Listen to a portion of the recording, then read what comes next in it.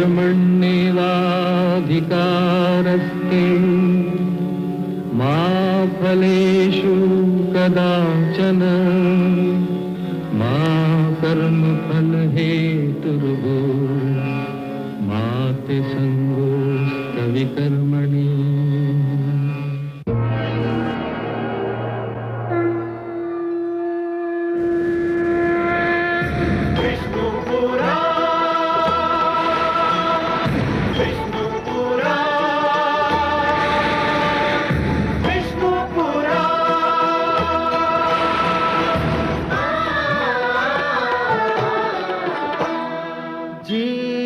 ज्ञान ब्रह्म ज्ञान अथ श्री विष्णु पुराण ओम की कथा महान जय श्री विष्णु पुराण विष्णु पुराण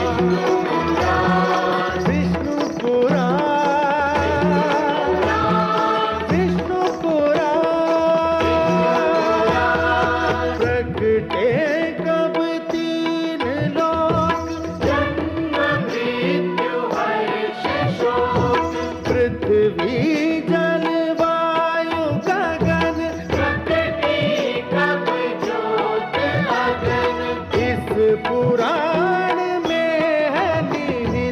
जप तप और योग ध्यान विष्णु पुराण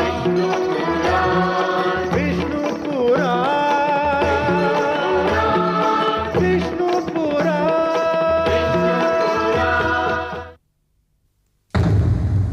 मैं मां हूं, धरती मां।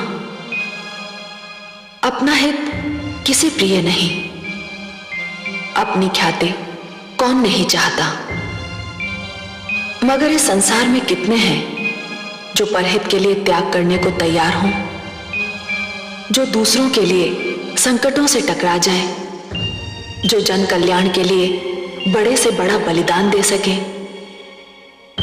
जब भगवान शिव ने लोक कल्याण के लिए सागर मंथन से निकला विष अपने कंठ में रोक लेने की हामी भरी, तो मैं आश्चर्यचकित रह गई।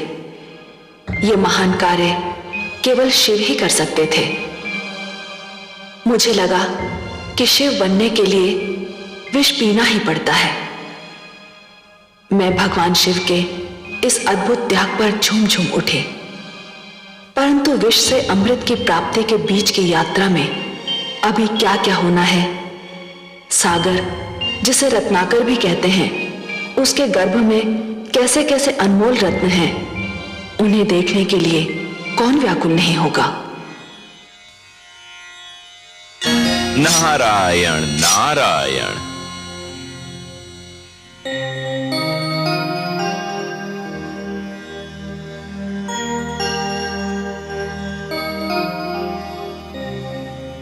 माते,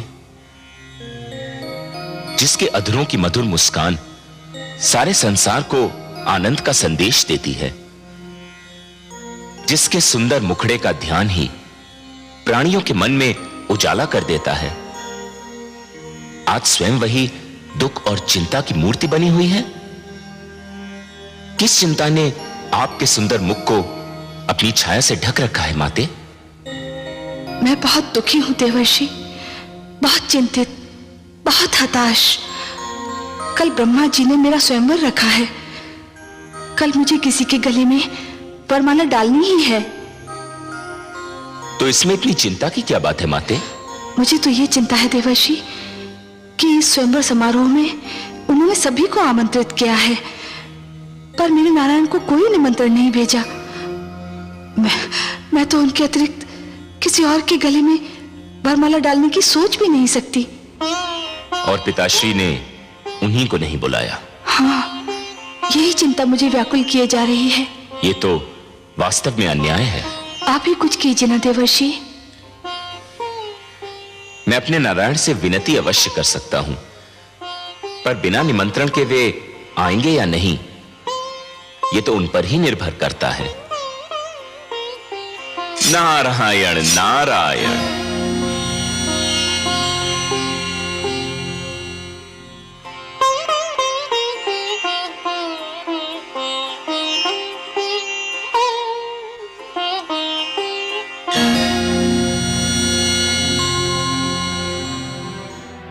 गुरुदेव, चंद्रदेव नहीं आए अभी तक। संध्या की बेला हो गई है, बस उदय होने ही वाले होंगे।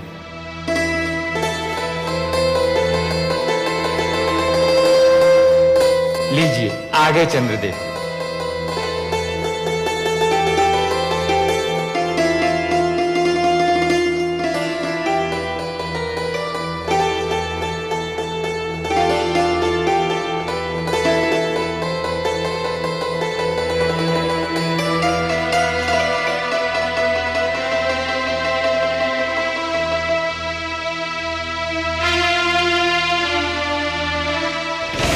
हे ब्रह्मा, मेरी समझ में नहीं आ रहा क्या कारण समय को नष्ट किया जा रहा है। जिन दानवर देवताओं को आमंत्रित किया था वे सब तो आ चुके हैं, अब देर किस बात की? स्वयंवर आरंभ कीजिए। हे अतिथिगण, आज सृष्टि में एक नई प्रथा की नींव डाली जाने वाली है, जिसका नाम स्वयंवर है।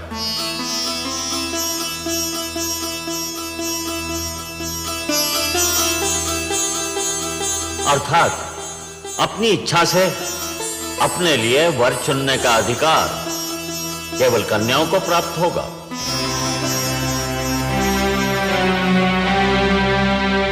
सागर पुत्री के हाथों में जो पुष्पमाला है,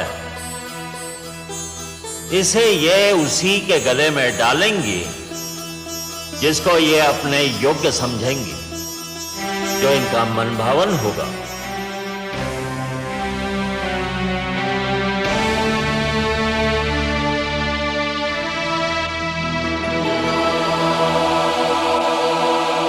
हे सागर पुत्री, आपको ये माला यहां उपस्थित अतिथियों में से किसी एक के गले में डालनी ही होगी। और हे अतिथिगण, आप भी जान ले, सागर पुत्री के चुनाव को कोई चुनौती नहीं दे सकता।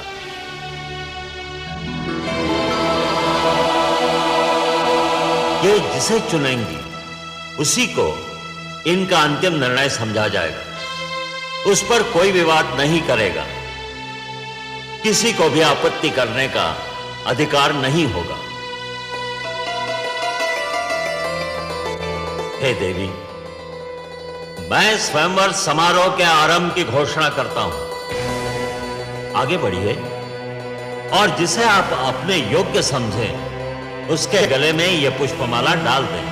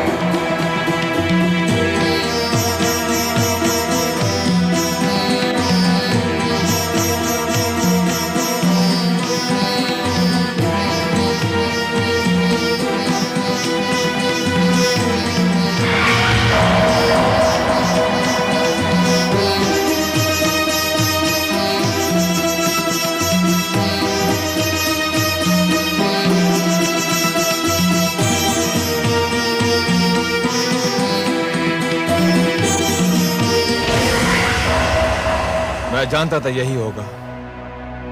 अब तो और कोई शेष नहीं रह गया है। सुंदरी, डाल दो ये पुष्पमाला मेरे गले में और सदा के लिए मेरी हो जाओ।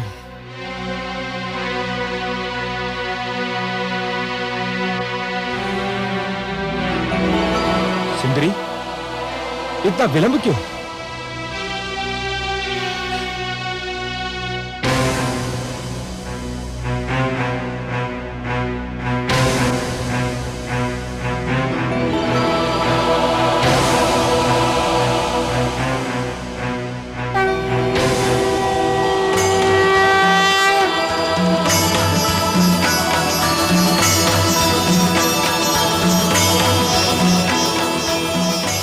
सुंदरी, इतना विलंब क्यों?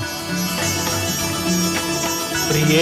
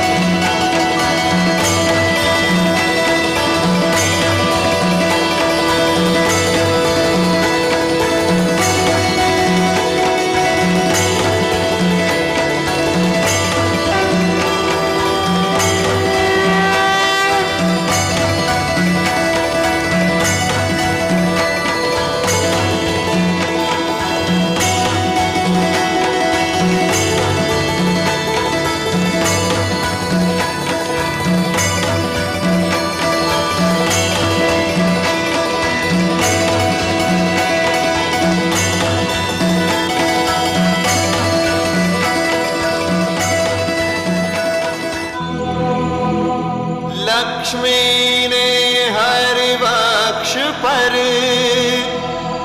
वरमाला दी डाल। धन्य स्वयंवर की प्रथा, धन्य हुई जयमाल। धन्य स्वयंवर की प्रथा, धन्य हुई जयमाल।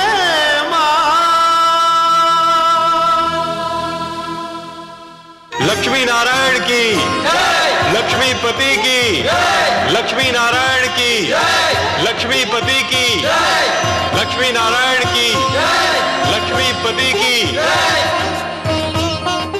स्वागत है सर्वेश्वर। स्वागत है माता। आइए।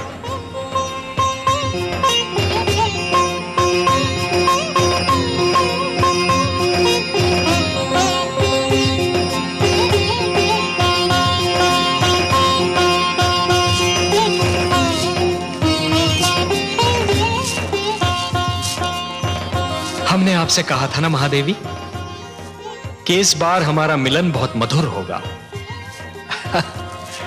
ऐसा जिसे आप कदापि नहीं भूल पाएंगी। कैसा लगा आपको ये मिलन? बहुत सुंदर, बहुत मधुर, अनुपम। किंतु हे कमल नयन, जब तक आप नहीं आए थे मेरे हृदय की गति रुकी जा रही थी। एक क्षण का भी और विलंब करते आप तो। विलंब क्यों करता देवी? आपका मन मुझे पुकार रहा था। जब भी कोई मुझे मन से पुकारता है तो मैं उसके पास जाने में एक क्षण का भी विलंब नहीं करता। और आप तो देवी, जिन रंगों से हमारा जीवन चित्र बना है ना, उस चित्र के सुंदरतम रंग आप हैं। आपके बिना तो हमारा जीवन अधूरा है, अस्तित्व अधूरा है। तो आपके पास आने में मैं विलंब क्यों करता?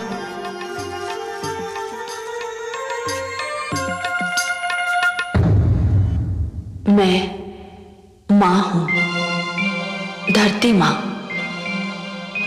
श्री विष्णु ने अपना वचन निभाया।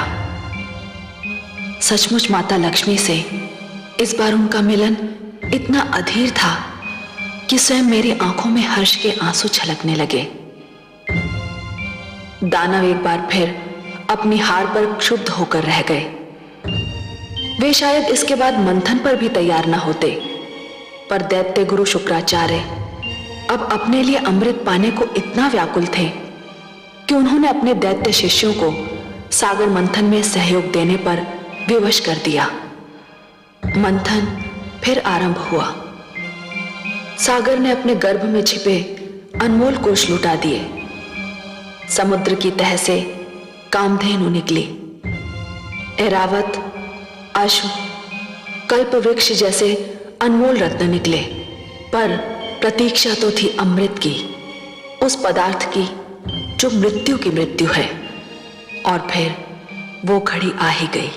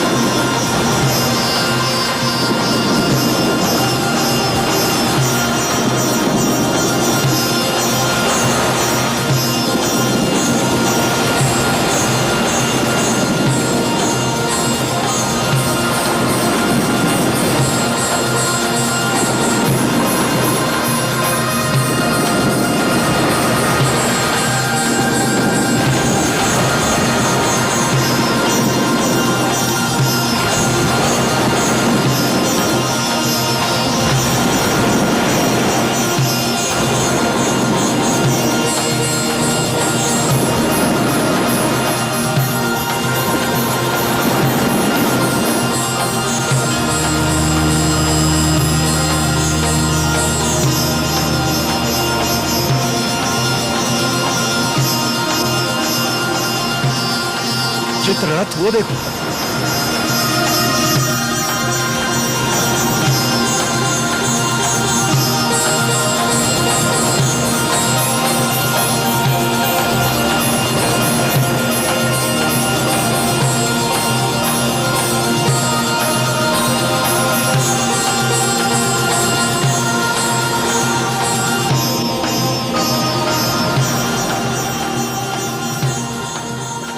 उस कलश में अवश्य ही अमृत होगा।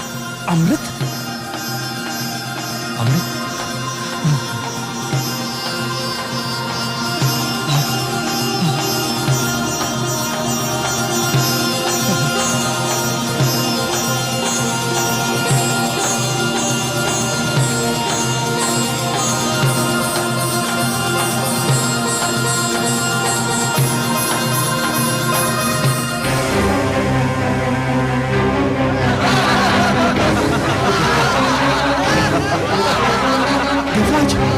दोनों में से एक है। हमारे साथ धोखा हुआ है।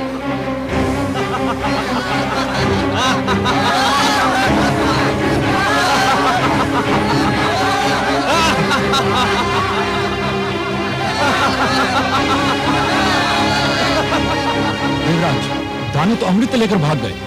अब तो संजीवनी मंत्र उनके गुरु के पास है और अमृत उनके हाथों में। यह तो सर्वनाश हो गया देवराज। हमारे साथ भयंकर छल हुआ है। अब क्या होगा?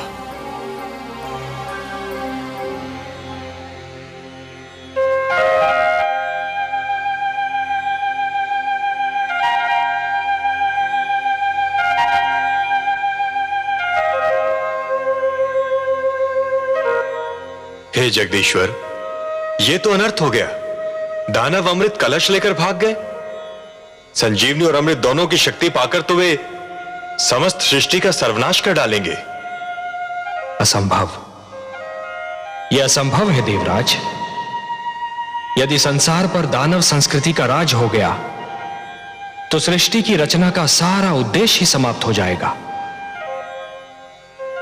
सृष्टि की रचना तो सुंदर विचारों के पनपने के लिए, शांति की सुगंध फैलाने के लिए और मानव को उन्नति के शिखर तक पहुंचाने के लिए की गई है। नहीं देवेंद्र, नहीं। धरती पर दानवी विचारों के लिए कोई स्थान नहीं है। दानव संस्कृति का उत्थान सृष्टि के सौंदर्य का अंत होगा, और मैं यह कदापि नहीं होने दूंगा देवेंद्र। आप चिंता न कीजिए, अमृत पर केवल देवताओं का अधिकार है, और अमृत कलश को आप तक पहुंचाना मेरा उत्तरदायित्व। हे त्रिलोकीनाथ, आप चाहें तो क्या नहीं कर सकते। यह आशा लेकर ही तो हम आपके चरणों में उपस्थित हुए हैं।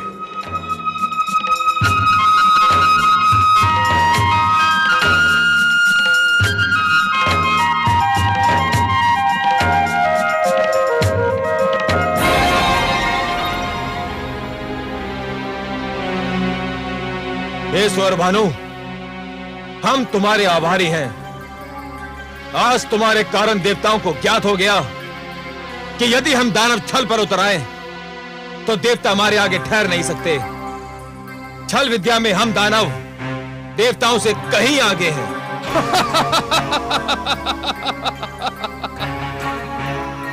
मुझे तो गुरुदेव ने भेजा ही इसी उद्देश्य से था कि मैं अमृत को देवताओं के हाथों में ना पड़ने दूं। अब ये सारा अमृत हम पी जाएंगे दानवराज। देवतागण इसकी एक बूंद को भी तरस जाएंगे। चले थे अमृत पीकर अमर होने।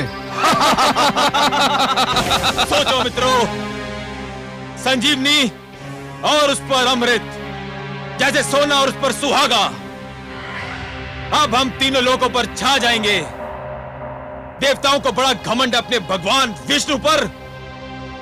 अब हम देखते हैं कि वो अभिमानी विष्णु हमारा क्या बिगाड़ पाता है।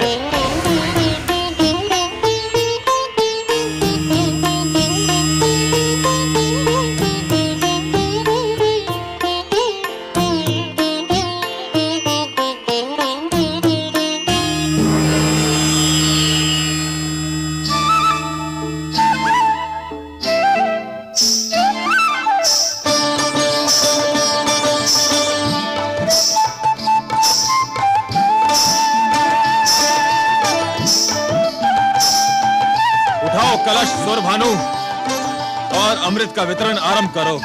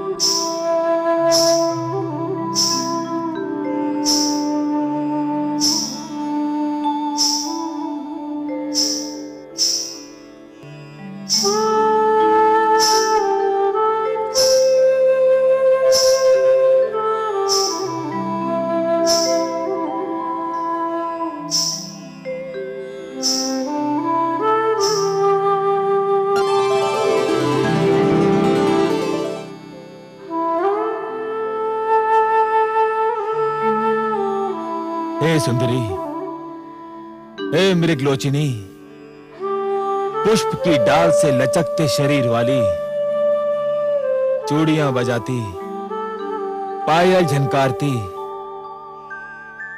हमारे मन पर बिजली गिराती, किस लोक की वासी हो तुम और क्या नाम है तुम्हारा? मेरा नाम मोहिनी है। मोहिनी नहीं, मन मोहिनी कहो। सुंदरी, तुमने तो पहली झलक में हमारे मन मोह लिए। मन करता है तुम्हारे चरणों में अपना तन मन बिछा दूं, तुम्हारी बल खाती काया पर पूरा दानव लोक लुटा दूं। इतने सुंदर स्वरूप से हमारे मन को छलने वाली तुम्हारे दर्शन पाकर हमारे नेत्र धन्य हो गए। यद्यपि तुम्हारा आना मेरे लिए सौभाग्य और गर्व की बात है, परंतु मेरे सभागार की शोभा बढ़ाने का उद्देश्य क्या है? मैंने सुना है कि तुम दानवों ने अमृत प्राप्त कर लिया है। तुम्हारे गुरु के पास संजीवनी मंत्र और तुम्हारे पास अमृत। अब तो कोई तुम्हारे सामने सिर उठा ही नहीं सकता। शक्तिशाली को कौन प्रणाम नहीं करता। इसलिए मैं तुम्हें इस दोहरी सफलता पर बधाई देने आ गई। ऐसे नहीं सुंदरी, ऐसे नहीं। फिर कैसे? हमें बधाई देना है तो तुम्हारे पांव में बंधी जिस पायल ने हमारे हृदय की धड़कनें तीव्र कर दी, उसी छम छम से हमें बधाई दो। तुम्हारी जिस बोली ने हमारे मन की वीणा के तारों को छेड़ दिया, उसी बोली द्वारा हमें बधाई दो। अपने सुंदर मुखड़े को दमका के, अपनी कंचन काया को लचका के हमें बधाई दो। तुम जैसे महाशक्तिमान की इच्छा पूरी न करूं, मुझ में ये साहस नहीं।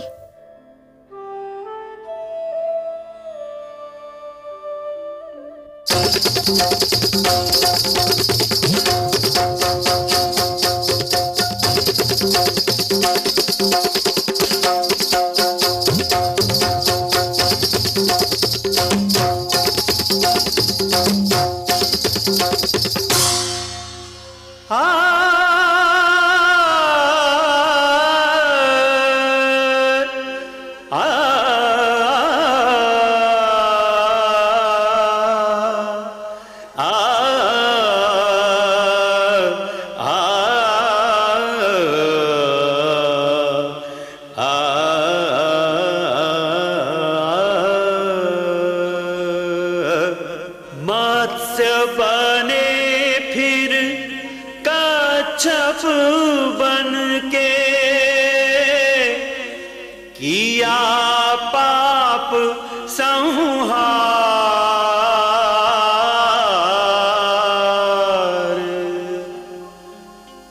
अब नारी के रूप में प्रगटे,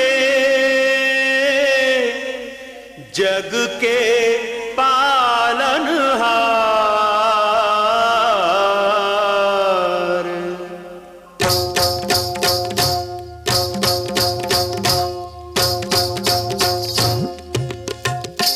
देखो आज लियो हरि रूप मोहनिया, आज लियो हरि रूप मोहनिया, जो इस जग को नाच नचाए, जो इस जग को नाच नचाए। देखो उस नटवर ने बांधी पैंजनिया, जनक जननन झुमक छननन, जनक जननन झुमक छननन। देखो आज लियो हरि रूप मोहनिया। निसा निसा रे सारे पग मरे सा निसा रे धा नि प म ग म नि द प नि सा रे पग मरे सा निसा रे मरे सा निसा रे मरे सा निसा।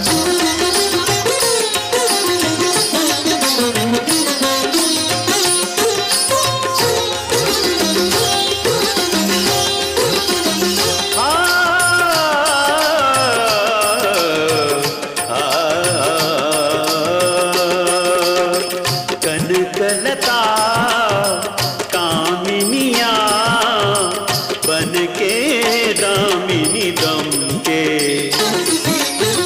छलियों को छलने को मोहक रमणी बन के, हृदयों को व्याकुल कर मदमाते नैनन से नैन बाण मारत है। आज चक्र को तज के देखो विश्व सजन आज सजनिया विश्व सजन भय आज सजनिया जो इस जग को नाच नचाए जो इस जग को नाच नचाए देखो उस नटवर ने बांधी पैंजनिया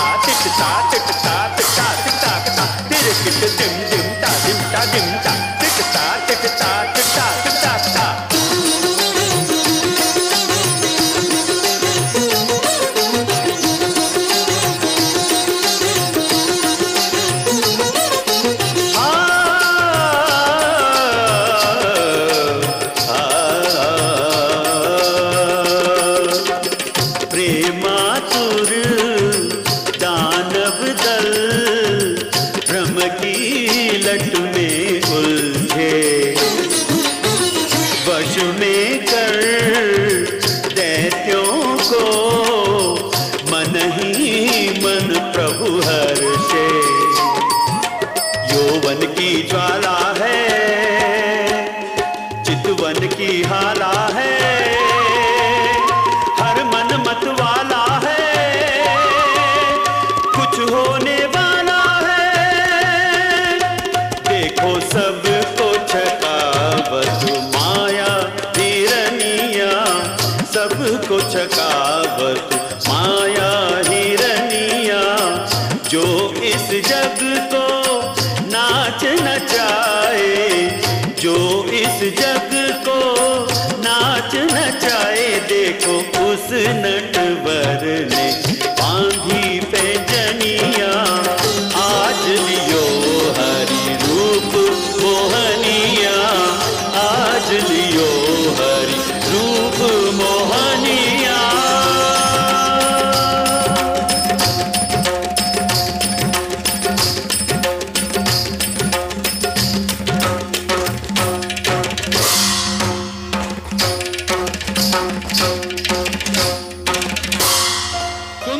अति सुंदर सुंदर हे सुंदरी,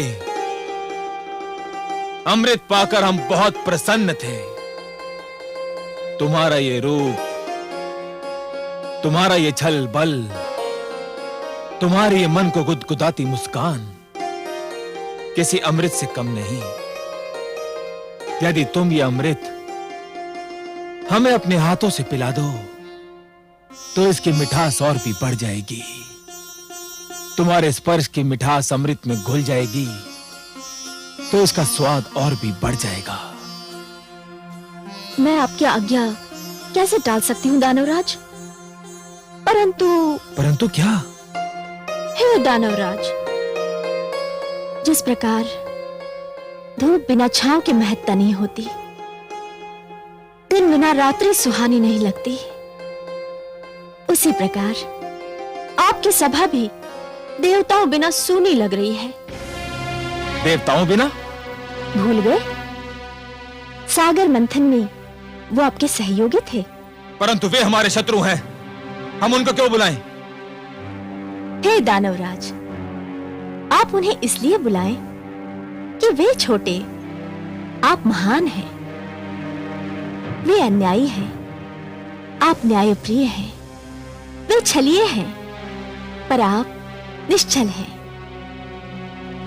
न्याय कहता है कि इस अमृत पर उनका भी अधिकार है। निश्चलता कहती है कि आधा अमृत आप पिए और आधा वे। महानता कहती है कि छोटों को भुला देना भी छोटापन है।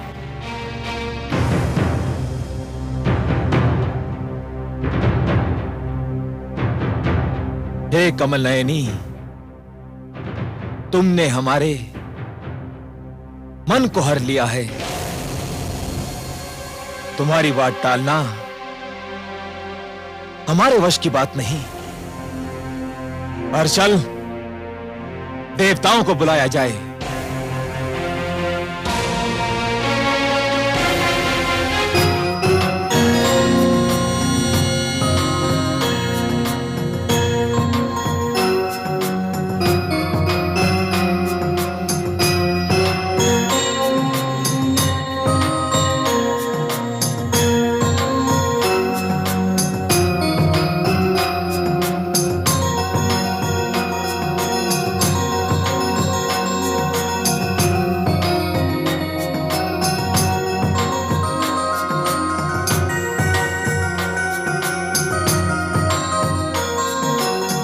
हे सुंदरी, अमृत का वितरण आरंभ करो। हमसे और अधिक धीरज न धरा जाएगा। अतिथि सत्कार दानव लोक की परंपरा है। इस परंपरा को निभाने के लिए मैं पहले देवताओं को अमृत पान का अवसर दूंगी।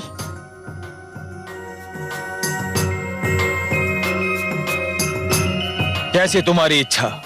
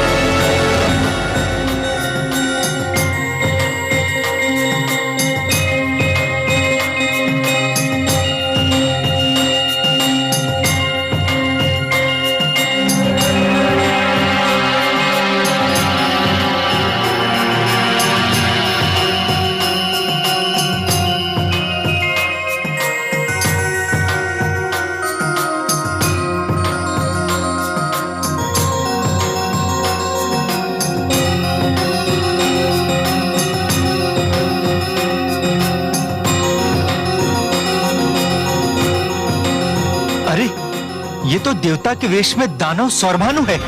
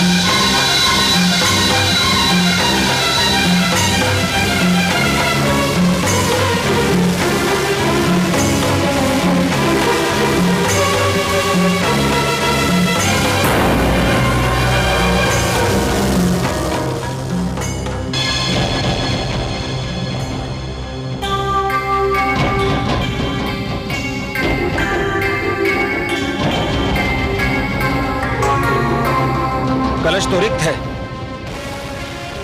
विष्णु ने सारा अमृत देवताओं को पिला दिया। छल, महाछल। विष्णु ने एक बार फिर हमसे छल किया, हमें मोहिनी बनकर ठग लिया। विष्णु, सावधान। मैं यहां हूं कालकेतु।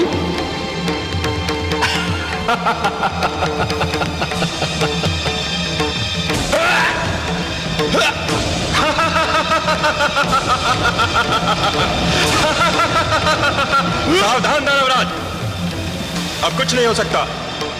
स्मरण है, हम अमृतपान कर चुके हैं। अमृतपान, हम सभी अमर हैं। अब तुम, तुम्हारे शस्त्र और तुम्हारी सेना हमारा कुछ नहीं बिगाड़ सकते, कुछ भी नहीं बिगाड़ सकते कालकेतु।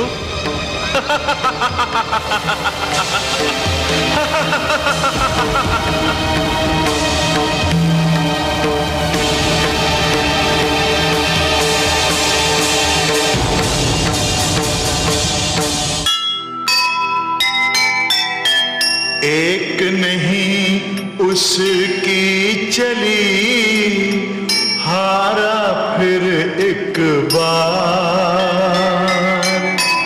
अमृत से वंचित रहा दानव का परिवार। देर सही उसके यहाँ नहीं मगर अंधेर, जो अमृत के योग्य है पाए देर सवेर, पाए देर सवेर। जो सुनेगा ये पुराण पाएगा सुख और ज्ञान, पाएगा सुख और ज्ञान। कर्म को ही धर्म जान, प्रेम की तू छेड़तान, प्रेम की तू छेड़तान। बीते युग बता रहे हैं, बीते युग बता रहे हैं, सत्य पथ पे चल सुजान। विष्णु पुराण